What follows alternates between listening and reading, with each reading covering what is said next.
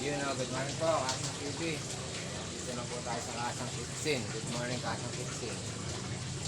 Nandito na po tayo sa Hagonoy. Papalis na po ako sa nakasarang po tayo ng konting minuto sa birthday. At saka silipin po natin ang malaman. Yung Kasang Garden. Na-miss ko din po ito eh. Natanim po tayong pandan dito, tsaka yung yung sibuyas na mura mga kasa. Apple sili. Sige na po natin.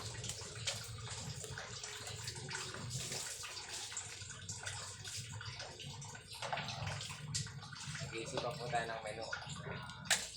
Ito rin po mga kasa. Minsan po yung ulit sa Kasang Farm tayo, may mga kambing po doon, papakita ko po sa inyo. Nagbabalak din po ako mag-alaga ng kambing. Para farming Kasang.